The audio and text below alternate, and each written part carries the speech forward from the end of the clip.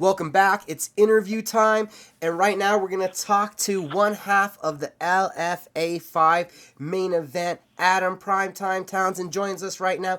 Thank you for the time, sir. How you doing? I'm doing great, brother. How about yourself? I'm doing very good.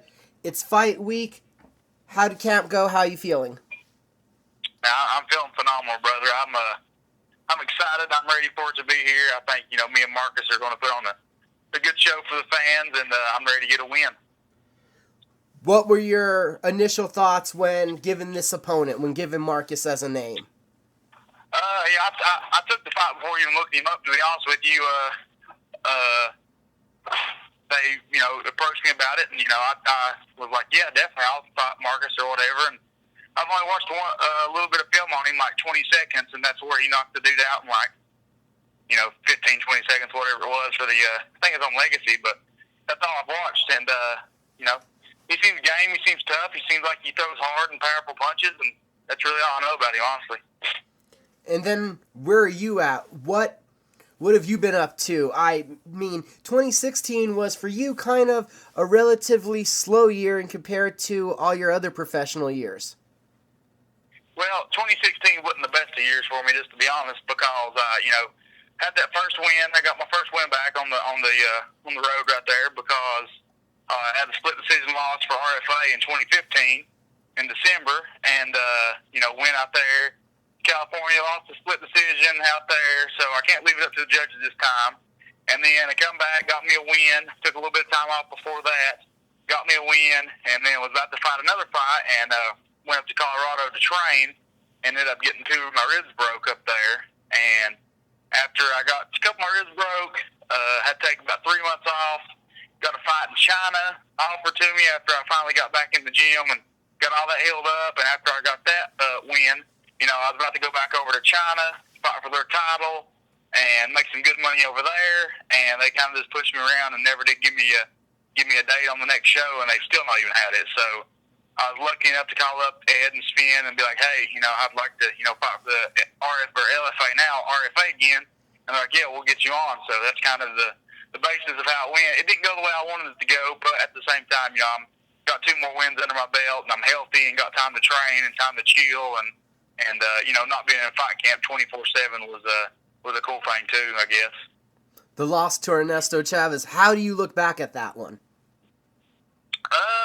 I made some mistakes in my training camp. My cardio was great. I was in great shape, and I didn't take enough time off and didn't take enough recovery days. I think I trained like 20-something days straight before the fight and took 1 day off and thought I'd recover, and my legs were sore still even before. My legs were sore in weigh-ins. They were sore the day of the fight, and I went out there and I got tired and muscle endurance-wise, and I look back at it, and that tells me I got to take some breaks during training. I got to diet better, and I've done those things. So feel really good coming up about this camp. I've been going up to the top of the mountain. I live at about 2,000 feet elevation, and Denver's about 5,200, but there's a place about 30 minutes up the road I've been going to once or twice a week, and it's 6,300 square foot elevation up there. So been going up there and getting ready for it. I've been taking all the steps and preparing the right way for this fight, definitely.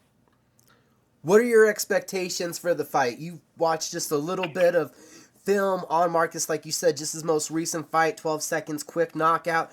Do you still see that you're going to be able to employ your game plan, put the pressure on, use your leg kicks? Yep. Well, see, that's the thing about it. That's why I used to study film too much. I used to watch film all the time. I used to get like, oh, he does this, and then you fighters change so much. If you watch one fight to mine or another, you never know what I'm going to do. You don't know if I'm going to wrestle you, if I'm going to try to stand up with you. You never really know until I get in there. And for the most part, I don't really have a bunch of game plans. I just kind of go in there and want to do what I want to do. But for him, I've not, like I said, I've not watched any film other than that little highlight of him, and I think that's just going to make me, follow my game plan even more, doing what I want to do, and that's, get in your face and make you back up and kick you and punch you and try to take you down. And, you got to be ready for that. As long as I don't watch no film on somebody, they've got to be ready for me. I don't have to be ready for them. Okay, Adam, so this Marcus fight, is this the first time you're trying that strategy, or had you done that with Junior in China and with Justin before that? Well, I've watched Junior fight, a lot. Junior was a cool dude, and he was, somebody I really respected, and it was, it's crazy because I remember before I even maybe had a couple fights, maybe I was just an amateur, 5-6 years ago, about 5 years ago, I guess. I remember my coach wanting me to go down to Atlanta to get some better training in, and the Sunstyle brothers is who he was talking about, because they're in UFC and they're beast and this, that, and the third. And now that I'm actually fighting these guys, it's pretty surreal to me, really, and I want to get up there and I want to fight some bigger names. And, a name that I've said recently that I'd love to fight would be BJ Penn. BJ Penn's one of my favorite fighters, but it'd be an honor to share the cage with him at the same time, you know what I mean? So, I just, I know what I got to do. I know what I can do, and if I go out there and do it, it's going to be hard for anybody to stop. Is the new LFA title, is that in your view path, or are you looking towards that next level? Man, LFA, a title would be cool for the LFA. I definitely want that, but man, I'm ready for the UFC. I've had 20 fights, and, I think 13 finishes, 16 wins, 4 split decision losses. Never been finished, never been rocked, never been taken down, never been hurt. None of that stuff's ever come up in my career. I've just been on the bad side of some decisions, and I think that the UFC has been looking at me for a while. And I think if I go up here and make a statement with Marcus, I think we're both on their radar big time. And I think whoever won this fight was definitely going to go. Now, as the years have passed, there's also been the new sale of the UFC. Have you seen anything different from your perspective, looking at who they're bringing in, a landscape change? Do you see any of that from your viewpoint? To be honest, I don't know what you think, but I've not seen that much of a difference in anything between those guys just yet. Nothing really has changed, in my opinion, and that's kind of the thing behind it is, used to, back when I was really into the UFC and stuff like that, they had 5-6 shows a year, and now there's 5-6 shows about a month, so it's a lot different as far as it goes now. They've got a lot more fighters and stuff like that, but it's still definitely the elite of the elite, but it don't feel as elite as it used to be, you know what I mean? There is that point, and I'm sure I've been in this for a long time like you can remember the times where there was only one a month and everybody would get together and it'd be a talk, and it'd be great if there was more of them, and it seemed like we went from 1 to 6 in a month like that, right? Yep. Well, see, that's what got me into fight. I don't know if you know me, my background, but basically me and my buddies I ordered every UFC from about 60-something. If I could look on my direct TV, if I could ever remember to do that, I could look and tell you. I literally ordered every UFC and didn't ever miss not a single one, from like 60-something to maybe 134, I think is what I think it was, or something. But anyhow, and all my buddies would come over after we would watch the fights. We would put on boxing gloves and spar each other, or we'd wrestle around and do that. And that's what got me into fighting. It was the UFC that got it, and it was just because it was so elite, and that's what I thought was so crazy about it and how cool it was. And then slowly but surely, they started adding this one and this one and this one. But that's what they had to do to grow, and I understand that. But, it takes, like I said, it takes a little bit of exclusivity away from you, I guess you could say. Now, for you, where did your athletic journey start at? When you were younger, did you have any athletic happenings? Yeah, man, that's all I've ever done as an athlete. God's blessed me, he truly has, with this athletic ability like no other, really. I mean, I've always been able to do anything I want to. I still race motorcycles. I can still skateboard. I still play flag football. I went to Carson Newman and played football in college. I've got, rushing records at my high school. I've always been a really athlete, and that's what I've always done. And, fighting was just an easy transition for me. I've always been used to hard work. I've always been used to all that stuff. Wrestling's kind of the only thing that I wish I could have done that I didn't get to, simply because we didn't have it at my school. We just had football, basketball, and baseball is all we had at my school. From being all hyped up after an event, putting on gloves with your friends, when did you start training at a gym? I trained, I remember it. I think it was 2000. I think it was December 1st, maybe 2010 or something, anyway, something like that. But a month later, I had my first fight. Basically, that's how it went down. A buddy invited me over, and a friend of mine said he had a friend that was a fighter, and he wanted to bring you over. And I was like, yeah, man, bring him over. He brought him over and talked me into coming to the gym, and I've been at it ever since. Love that first punch. Well, the first punch was it wasn't really that. I was started at like a catch wrestling school, like more of just like sambo and and a little bit of jiu-jitsu and stuff like that. And my striking was I never even had a striking coach till after I was a professional, to be honest. And I was just taking people down and beating them up, and then I finally started learning how to strike here and there.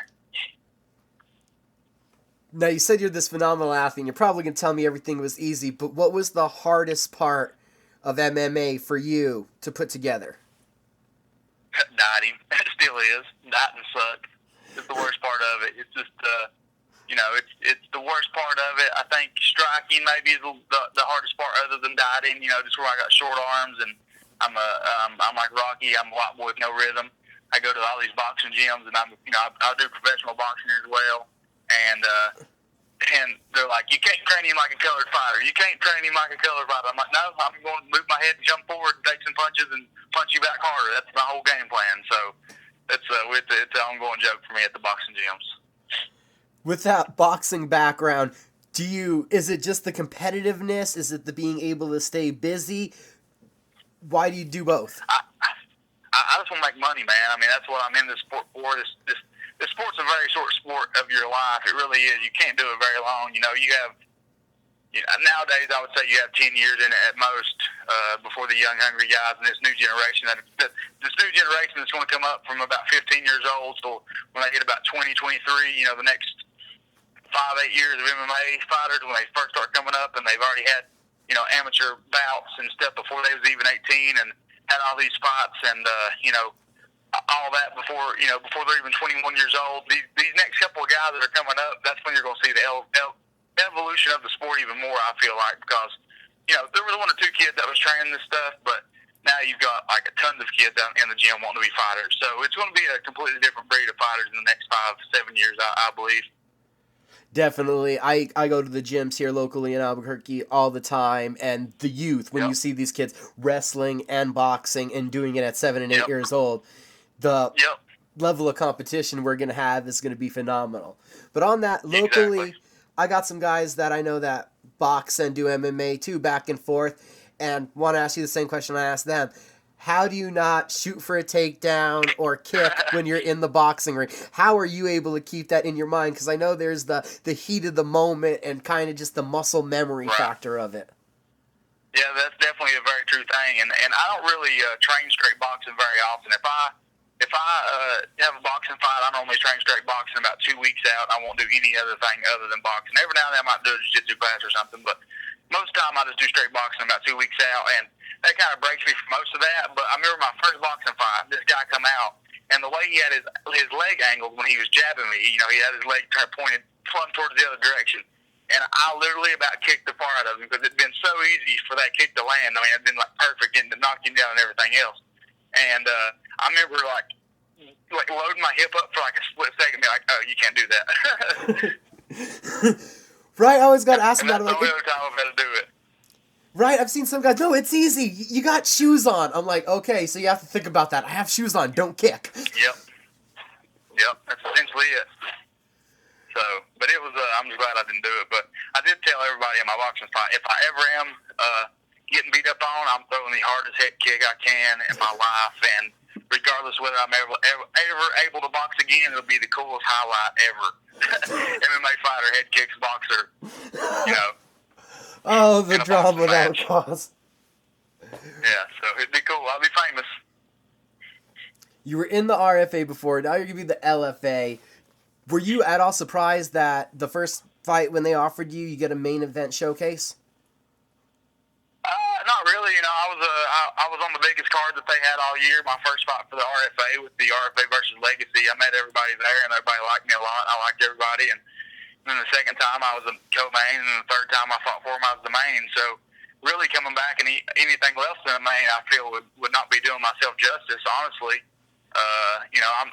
I'm glad they gave me the main, but like I said, I feel like anything else other than being a main event would be like a setback for myself. You know what I mean?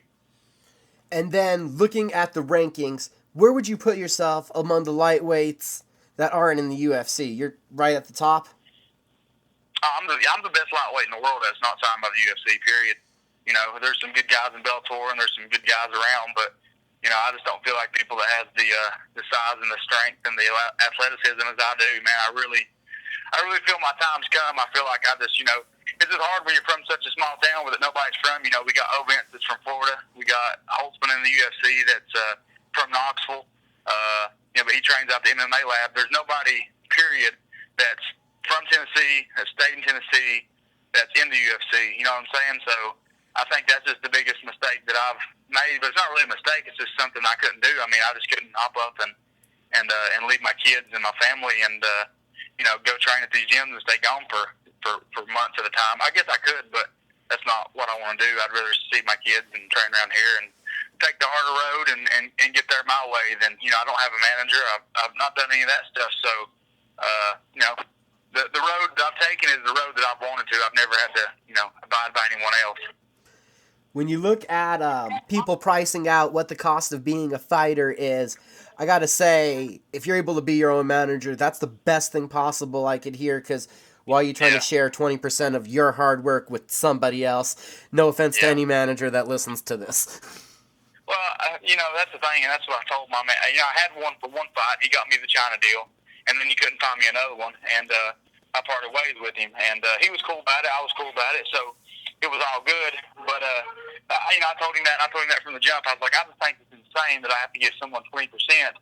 You know, especially, you know, if I'd have been with a manager, say, 5 fights in, and been with him ever since, and then decided, hey, it's about time for me to go to the UFC, and then dropped him, that's pretty shitty, I think, in my opinion, if somebody was to do that. But when you have a manager, when I've had 19 pro fights, and he gets me one fight, and then I drop him, it's a little bit different story, because everything that I've done up until that one fight with him was been on my own. Every fight that I got, every person, you know, I had some good contacts in between here and there. I'm not saying I've done it every bit on my own, but at the same time, 90% of it is done, you know, just for me, you know, selling my own tickets, selling my own shirts, being my own fighter, doing my own thing. So, like I said, the way I've done my whole career, I can look back and say, hey, you know, you done it how you wanted to do, and that's like the cool thing. I think that, you know, if I quit tomorrow, quit after this fight, that's what I could always say, hey, I done it my own way. I didn't have to listen to nobody else, you know? Also, on when you said you like to stay home, I bet there's definitely a comfortability factor for you of not having to go to these other camps and the other things of not being home, learning a new place, learning new people. And I'm figuring for you then, being in a smaller gym, you get a lot more individual attention, because that's been a big thing in MMA too right now. There are the big power gyms, but there are guys like yourself, a small gym, where you do get attention. You're able to get that individual attention and really sharpen your skills.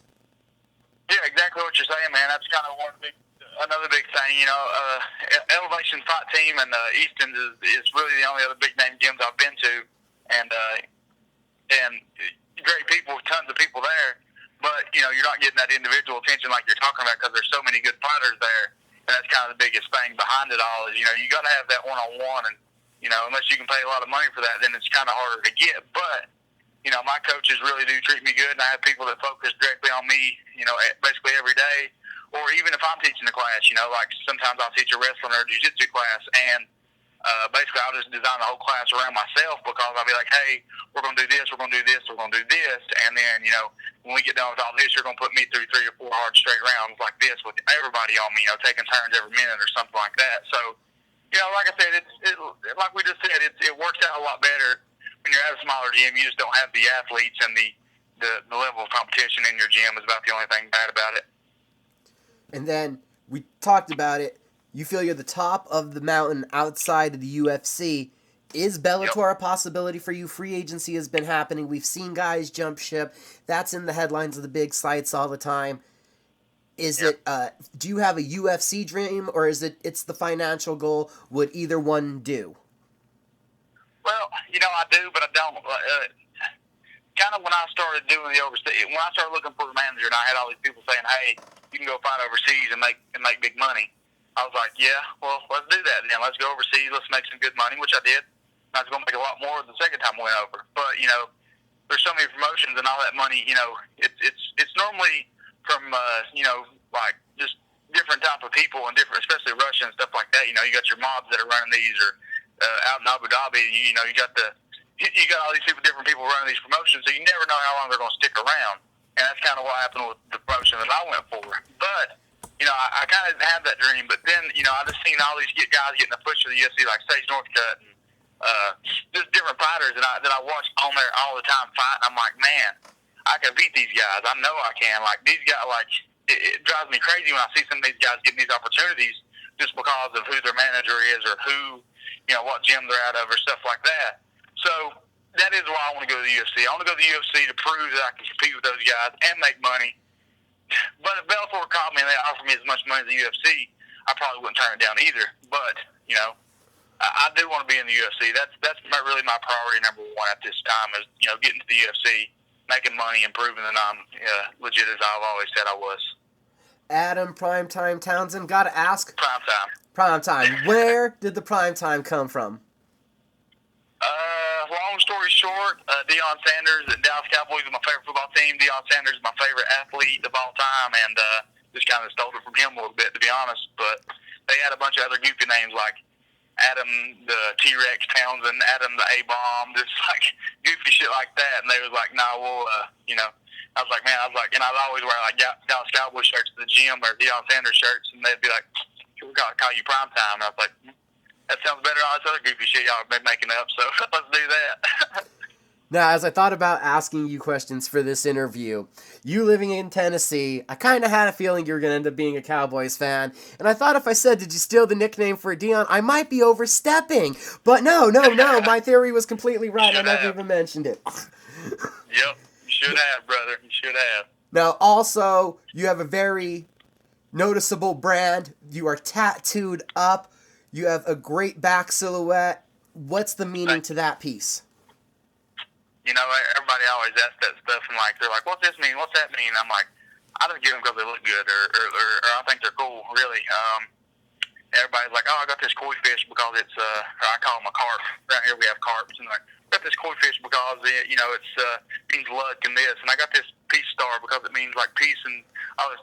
My tattoos, I just fucking thought they looked cool. Like, I got some religious pieces, and I'm like, that's pretty cool because I don't think I'm ever going to be an atheist or nothing like that or worship the devil. And then my other pieces just because I thought they looked cool, basically. So I don't really have any stories behind my tattoos other than a few. No, I didn't even know. You might have just said, I just kind of had this thought, this is what I wanted, and somebody drew it up for me. I'm like, I have a dragon. I like dragons. My friend drew it up for me. This is the tattoo I got, not big old story either. Yep. Yeah, there's so many people who's like, they're like, I got this tattoo because of this meaning. I'm like, it's about ignorant. Like, you got a random tattoo that don't even, they don't even look good in a random place, and it's supposed to mean all this stuff that nobody's ever going to mean. You know what I'm saying? Like, I got portraits of people I love, and just like a clown on my knee because it looks scary, and a line on the other one, and I got all these other tattoos because I thought they looked cool. So that's all there is behind it, honestly. Well, I know some people, getting a tattoo is meditation. Some people just like them. For some people, it's that calming place. What is it about you that you like getting the ink done? The after effect, because I'm the biggest pussy you'll ever meet when it comes to getting a tattoo. I absolutely hate it. I hate it. I've been getting some that numbing cream to put on when I go get tattoos because they hurt so bad.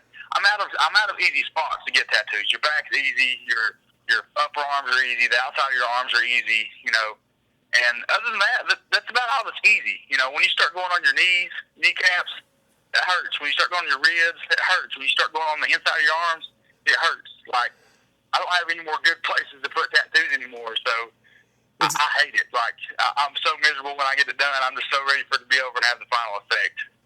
But you're still anybody that says that they like the way a tattoo feels don't have very many, or don't have a big one. So are you done, or are you continuing on with your art? Yeah, I've got to get my dang clown done on my left knee here.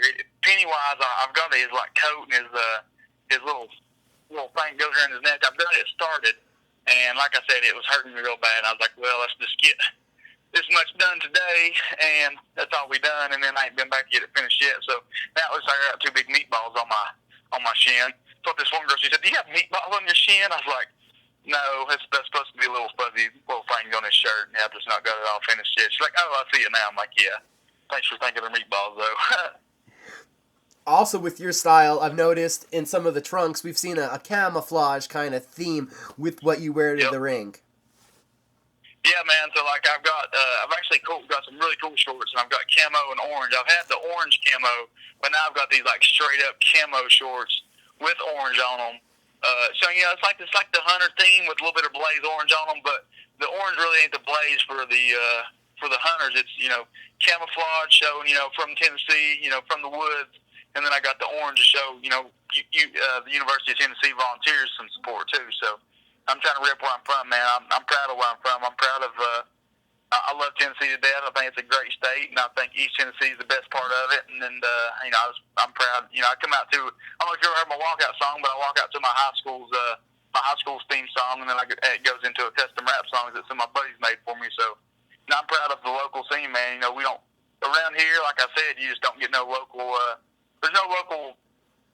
You just don't get no local recognition no matter what you do, whether you're a rapper or a fighter or trying to go play football or whatever. Just like when I was in high school, it was they're not going to let me, go to a bigger college because I'm from this small town, this small school. But that's it holds you back on everything you do around here. So I try to rep this place and try to bring love into it as much as I can. And that's Hampton, Tennessee. I don't want to get it wrong. That's Hampton, Tennessee. Yeah, but just outside of Johnson City. Most people have heard Johnson City or Knoxville, about 2 hours away. Of course, you got Pigeon Forge, it's about an hour and a half away from me. And then you got Bristol Motor Speedway, where they have the NASCAR races at, which is about 30 minutes away from me. So that's kind of the closest things that people really, know around here. Repping the city and looking to make it to the UFC. This Friday night on Access TV, Adam Townsend's in the main event against Marcus Edwards. This one is going to be fireworks. What's the message for the fans, Adam? Guys, just tune in and check us out, man. It's going to be a heck of a fight, and I'm going to go out there and I'm going to put a hurting on Marcus for sure. So make sure you tune in to Access TV and check me out. And could you let everybody know how they can follow you on social media? Oh, yeah. So follow me on Twitter and Instagram, both at Adam Townsend MMA. And you can find me on Facebook, Adam Townsend, or Adam Prim Time Townsend as well. I've got too many friends that accept friend requests. You have to either give me a follow or follow my fan page. But I post all my shit on every social media that I have all the time. So give me a follow, guys. I appreciate you. And then last but not least, any people you need to thank or shout out to. Yeah, I just want to thank, this one guy in particular, Matt McKenna, has helped me out a ton this whole training camp. My other coaches got real jobs, so they ain't been able to come in as much and help me out. But Matt's really stuck there and pushed me. I had to push myself a lot this camp, but I want to thank, I want to thank the Lord, and I want to thank my friends and my family and my kids and everybody that, I miss all the time during these training camps. I want to thank all my sponsors. You can check them out on my social media pages, because if I say one, I'll forget about another 5 of them. And other than that, man, I just appreciate my coach, Dustin Walden, Caleb Cup, and Casey Oxendine. I'm one of my best friends, Dustin Long, for opening up a gym for us, man. We appreciate everything. Thank you so much for the time. I appreciate you letting me be on the show, man. I'm always, always like talking to people, so that's cool. I appreciate you. Thank you for the time, and best of luck this Friday night. Thank you, brother. I appreciate you, man.